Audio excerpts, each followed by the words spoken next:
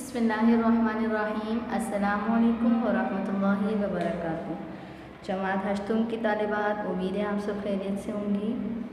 तालिबात, आज इस्लामियात की क्लास में जो हम टॉपिक पढ़ रहे हैं वो है निजासत यानी नापाकी। तालिबात, ये टॉपिक जो है वो आपकी निसाबी किताब दरसी किताब इस्लामियात में जो है वो ये मौजूद नहीं है। ये आपको हैंडआउट्स दिए गए हैं जिसमें जो है ये तमाम टॉपिक्स मौजूद हैं। ठीक है, निजासत और गुस्ल वगैरह के जो मुताल्लिक़ा टॉपिक्स हैं, उन्वानात, ये आपको हैंडआउट्स में दिए गए, तो ये आपके निसाब में शामिल है। ठीक है, तो अब जो सबसे पहला जो हम इससे हिस्सा पढ़ रहे हैं वो है निजासत यानी नापाकी। तालिबात, इससे पहले हम ये देख लेते हैं कि तहारत यानी पाकी, ये जो है वो इसका इस्लाम में बहुत ही बड़ा मर्तबा है। कुरान करीम में अल्लाह ताला ने फरमाया कि इन्नल्लाह युहिब्बुत तव्वाबीन व युहिब्बुल मुतत्तहिरीन। क्या मतलब हुआ कि बेशक अल्लाह ताला बहुत तौबा करने वालों और खूब पाक रहने वालों को क्या करता है, पसंद करता है।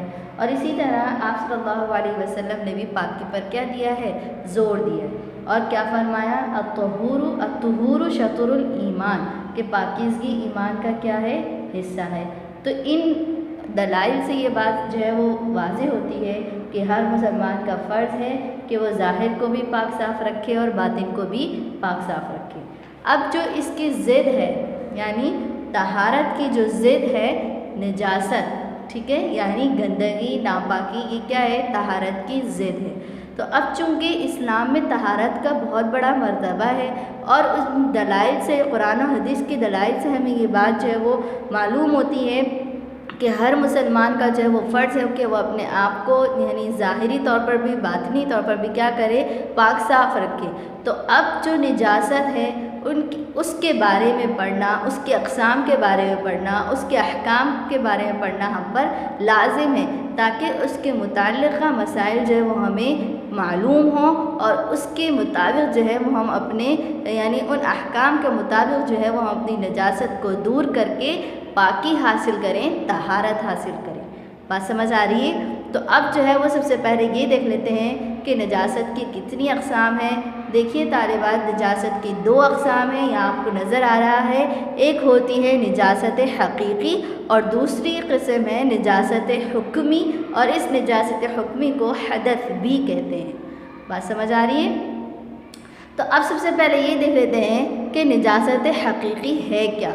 देखिए, निजासत हकीकी वो निजासत है जो नापाक होने में क्या हो, सख्त हो, जो है देखने में ना आ सके। यानी निजासत हकीकी वो जो है निजासत है जो देखने में आ सके, यानी जो दिखाई दे, जैसे शराब, खून, पेशाब, ये जो है सब क्या है, पखाना वगैरह, ये सब क्या है, निजासत हकीकी, यानी जो नज़र आ रही है। ठीक है, बाकायदा नज़र आ रही है कि ये क्या है, गंदगी है।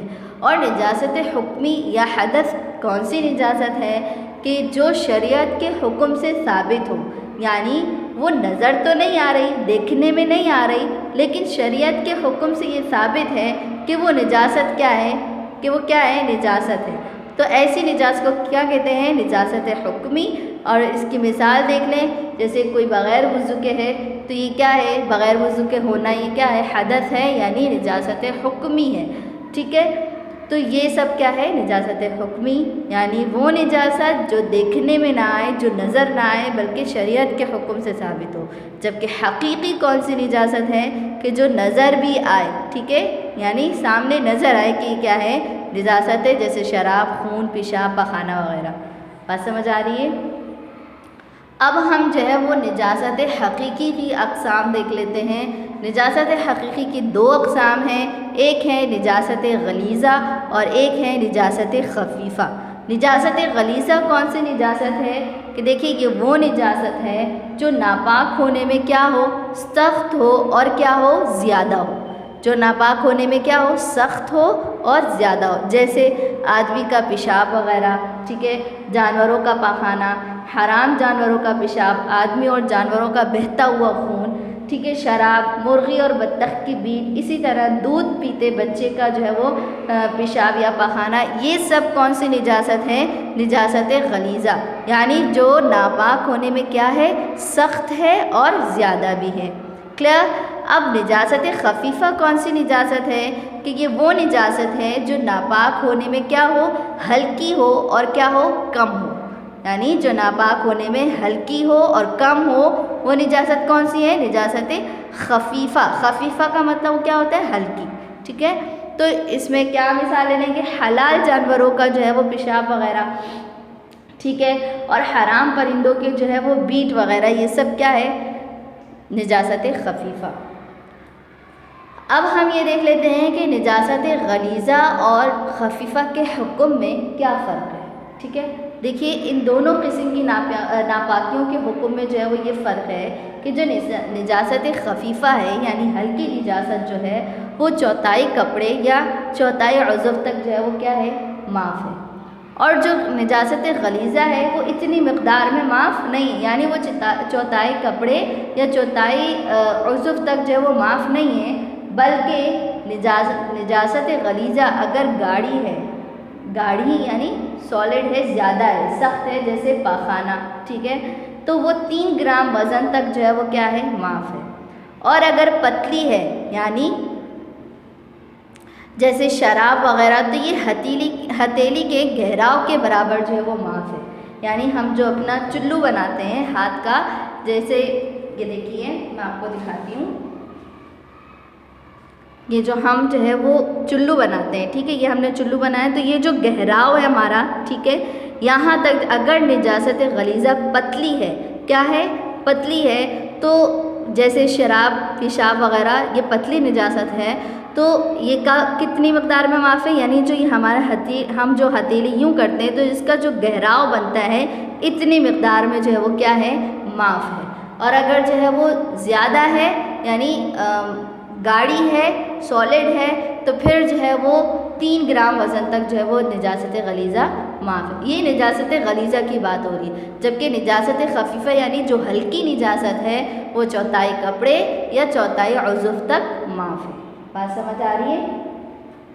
अब इसके ज़ेल में जो है वो चंद वजाहतें देख लें कि देखिए कपड़े से मुराद, जो हमने पढ़ा कि निजासत खफ़ीफ़ा जो है वो चौथाई कपड़े तक माफ़ है, तो ये कपड़े से मुराद जो है वो पूरा कुर्ता, पूरी शलवार नहीं है, बल्कि जो आस्तीन है ये अलग कपड़ा है, दामन जो है वो ये अलग कपड़ा है, इसी तरह हमारे कपड़ों में कलियाँ लगी होती हैं तो हर कली ये अलग अलग कपड़ा है। ठीक है, तो अब अगर जो है वो इस तरह से कोई निजासत खफ़ीफ़ा लग जाती है, ठीक है, तो माफ़ होने का मतलब ये है कि आस्तीन जो एक कपड़ा है इसका चौथाई हिस्सा माफ़ है, दामन जो है इसका चौथाई हिस्सा माफ़ है, ठीक है, इसी तरह जो है वो कली है इसका चौथाई हिस्सा माफ़ है। इसी तरह उज़्व में भी है कि हाथ जो है वो अलग है जिसका धोना फ़र्ज़ है, ठीक है, तो उसमें क्या है कि टखनों समेत जो है वो पाँव धोए जाते हैं, तो इसका चौथाई मुराद है, यानी पूरे जो हम वुज़ू में तमाम आज़ाद होते हैं उन तमाम का चौथाई नहीं, बल्कि हर उज़्व का चौथाई। क्लियर हो गई बात? और इसी तरह कपड़ों में भी है कि पूरी जो है वो शलवार नहीं, पूरा कुर्ता नहीं, बल्कि अलग अलग आस्तीन, दामन, कली, ये सब क्या है, पायचा, ये सब अलग अलग कपड़े। क्लियर? तो इस तरह से जो है वो कपड़े से मुराद ये है कि अलग अलग कपड़े का चौथाई हिस्सा, यानी आस्तीन का अलग चौथाई हिस्सा, दामन पर लगी है तो उसका चौथाई हिस्सा, कली पर लगी है तो उसका चौथाई हिस्सा, पाइंचे पर अगर निजासत खफ़ीफ़ा लगी है तो उसका चौथाई हिस्सा। इसी तरह उज़्व में भी है कि हर उज़्व का जो है वो हम अलग शुमार करेंगे कि हाथ पर अगर लगी है तो उसका चौथाई हिस्सा, पाँव पर लगी है तो उसका चौथाई हिस्सा। क्लियर? अच्छा, दूसरी चीज़ ये देख लें कि माफ़ होने का मतलब ये है कि अगर इतनी निजासत जो है वो बदन या कपड़े पर लगी हो, किस पर लगी हो, बदन या कपड़े पर लगी हो, और नमाज पढ़ ले, माफ़ होने का मतलब बता रही हूँ कि अगर इतनी निजासत जितनी माफ़ है, मिसाल के तौर पर जैसे कहा कि निजासत खफ़ीफ़ा जो है वो चौथाई कपड़े या चौथाई उज़्व तक माफ़ है, तो इतनी निजासत अगर कपड़े या उज़्व पर लगी है और उसमें नमाज पढ़ ले तो वो नमाज हो जाएगी, इससे मुराद ये है। ठीक है, लेकिन अगरचे वो मकरूह होगी और जानबूझकर अगर इतनी निजासत लगी रखना जायज़ नहीं है, यानी अगर किसी ने देख लिए कि इतनी निजासत लगी है फिर भी जो है वो उसको साफ़ नहीं करता तो फिर जो है वो ये जायज़ नहीं है। और अगर चौथाई से ज़्यादा हो तो फिर तो नमाज होगी ही नहीं, क्योंकि इतनी निजासत माफ़ नहीं है। क्लियर? अब हथेली के घेराव से मतलब क्या है कि जो फैली हुई हथेली में हो, जितनी जगह में पानी ठहर जाए, यानी जो हम हाथ यूँ रखते हैं, ठीक है, अब हथेली का वो हिस्सा जिसमें क्या हो जाए, पानी ठहर जाए, ये वाला हिस्सा, ठीक है। तो इतनी निजासत क्या है, माफ़ है, और ये किस में है, निजासत गलीज़ा में। समझ आ गई बात। अब निजासत पाक करने का तरीका क्या है, ये देख लीजिए। देखिए, निजासत पाक करने का तरीका ये है कि अगर निजासत जो है वो निजासत हकीकी की बात हो रही है, ठीक है, अगर निजासत हकीकी जो है वो गाढ़ी है यानी सॉलिड है और जिस्म वाली है, लग जाए तो निजासत का असर ज़ायल हो जाने से क्या हो जाएगी, वो निजासत पाक हो जाएगी। मिसाल के तौर पर जो है वो पाखाना लगा था किसी बच्चे का, ठीक है, उज़ुफ़ पर या कपड़े पर, ठीक है, अब वो पाखाना हटा दिया हमने पानी से, उसका असर ज़ायल हो गया, तो बस ठीक है, इसका मतलब क्या हो गया कि निजासत ख़त्म हो गई, वो जगह पाक हो गई। अब वो चाहे एक ही दफ़ा में हट जाए या उससे ज़्यादा दफ़ा में, ठीक है, जितनी दफ़ा में वो निजासत ज़ायल होगी, बस निजासत को ज़ायल करना है। अगर वो सॉलिड है यानी गाढ़ी है, ठीक है, गाढ़ी, बात समझ आ रही है। इसी तरह अगर निजासत अगर पतली हो, ठीक है, कपड़े पर हो, बदन पर हो या किसी और चीज़ पर हो, पतली हो से मुराद क्या है कि जैसे खून हो, ठीक है, जैसे शराब हो, पेशाब वगैरह, तो ये क्या है, निजासत पतली है, ठीक है। तो इसको 3 दफ़ा धोने से क्या हो जाएगी, ये निजासत पाक हो जाएगी। लेकिन कपड़े धोते वक्त हर दफ़ा जो है वो निचोड़ना क्या है, ज़रूरी है कि अगर कपड़े पर निजासत खफीफ़ा लगी है, निजासत लगी है जो क्या है, पतली है, निजासत कौन सी लगी है, जो पतली है, मिसाल के तौर पर उस पर पेशाब लगा है, ठीक है, कपड़े पर। अब पतली निजासत को ज़ायल करने का या उसको साफ़ करने का तरीक़ा क्या है कि उसको 3 दफ़ा धोना है। अब कपड़े को 3 दफ़ा धोना है, पहली दफ़ा धोया तो अब ये लाजिम है कि जब पहली दफ़ा धोया तो उसको निचोड़ना भी है, फिर जब दूसरी दफ़ा धोया तो फिर उसको भी निचोड़ना है, फिर तीसरी दफ़ा धोया तो तीसरी दफ़ा भी निचोड़ना है, यानी तीनों दफ़ा जो है वो उस कपड़े को निचोड़ना ज़रूरी है, ये कपड़े में, ठीक है।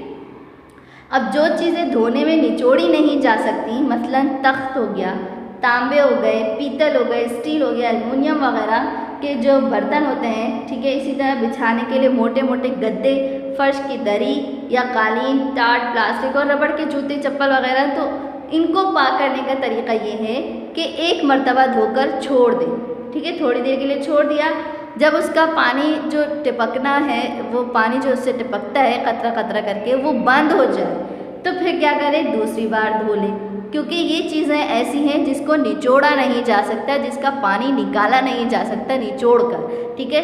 तो पहली दफ़ा धोकर उसको छोड़ देना है ताकि उसका जो पानी निकल रहा है वो रुक जाए, ख़त्म हो जाए, फिर दूसरी बार धो लेना है, फिर जो इस तरह से उसको रख कर छोड़ देना है। जब उसका पानी टपकना बंद हो जाए तो फिर तीसरी बार जो है उसको धोकर छोड़ दिया जाए। तो अब इस तरह से ये 3 दफ़ा धो लिया गया, तो ये इससे निजासत क्या हो गई, ज़ायल हो गई।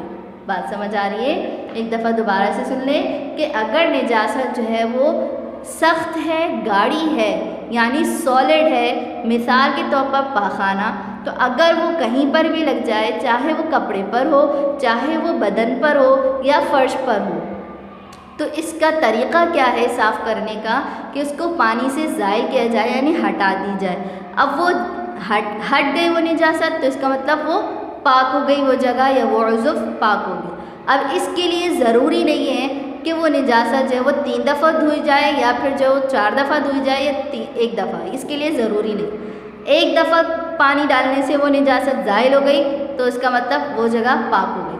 2 दफ़ा डालने से हुई, जितनी दफ़ा भी हो सके उसको बस निजासत का असर ज़ायल करना है। ये कब है, जब सॉलिड निजासत हो, यानी गाढ़ी निजासत हो। अगर पतली निजासत है, यानी शराब, पेशाब, खून वगैरह, तो इसका तरीक़ा क्या है कि वो उस चीज़ को 3 दफ़ा धोए। अगर उज़ुफ़ पर लगी है ये वाली निजासत, पतली निजासत, तो 3 दफ़ा धोना है। कपड़ों पर लगी है तो 3 दफ़ा। अब वो चीज़ें जो धोते वक्त निचोड़ी जा सकती हैं, जैसे कपड़े वगैरह, ठीक है, इनको निचोड़ सकते हैं हम, तो इसका तरीक़ा क्या है कि 3 दफ़ा धोना है। तो अब हर दफ़ा में धोने के बाद क्या करना है, उसको निचोड़ना है, यानी कपड़े को 3 दफ़ा धोना है तो तीनों दफ़ा में इसको निचोड़ना है। फिर ये जो है निजासत पाक हो जाएगी। और अगर वो चीज़ें जो धोते वक्त निचोड़ी नहीं जा सकती, जैसे तख्त हो गया, फ़र्श हो गया, जूते हो गए, ठीक है, कालीन हो गया, दरी हो गई, इन चीज़ों को जो है वो निचोड़ा नहीं जा सकता, तो इनको धोने का तरीका क्या है कि एक दफ़ा धो लें और फिर उसको रख लें ताकि उसका जो पानी है वो मुकम्मल निकल जाए। फिर दूसरी बार धो लें, फिर उसको रख लें ताकि उसका पानी निकल जाए, और इसी तरह तीसरी दफ़ा। बात समझ आ गई? तो ये जो है वो निजासत पाक करने का तरीक़ा है। क्लियर? तो ये बहुत ही आसान जो है वो सबक है, टॉपिक है हमारा, और मैं आपको बता चुकी हूँ कि तहारत की जो है वो इस्लाम में जो है बहुत ज़्यादा ताकीद की गई है, और इस दलाइल से, कुरान और हदीस के दलाइल से जो है वो हमें ये बात समझ आती है कि हम अपने ज़ाहिर को और बातिन दोनों को क्या करें, पाक साफ़ रखें। तो पाकी हासिल करने के लिए हमें निजासत समझना जो है वो ज़रूरी था, जो कि हम पढ़ चुके हैं कि निजासत की अक़साम कितनी हैं और वो कौन कौन सी हकीकी और हुक्मी है, और इसी तरह निजासत हकीकी कितनी अक़साम है, 2 हैं, निजासत गलीज़ा और खफीफ़ा। फिर उनको जो है वो साफ़ करने का तरीक़ा कि निजासत को किस तरह से साफ़ किया जा सकता है, तो ये हम पढ़ चुके हैं। तो तालिबात, उम्मीद है आपको ये जो है वो अच्छे तरीक़े से समझ में आ गया होगा। तो अब आपका काम क्या है कि आपको जो हैंडआउट्स दिए गए हैं आप उसमें से ये वाला सबक निकालिए और अच्छे तरीके से मुताला करें, और फिर जो दूसरे हैंडआउट्स जिसमें आपको काम करना है, सवाल जो उसमें दिए हैं वो आप अपने इस सबक से जो है वो हल करें। लेक्चर से भी हल कर सकते हैं, और जब आपको PDF दी जाएगी तो आप उसको अपने PDF से जो है अपने जवाबात को टैली कर लीजिए। ठीक है तालिबात, अगली क्लास तक के लिए इजाज़त दीजिए। अस्सलामु अलैकुम वरहमतुल्लाहि वबरकातुहू।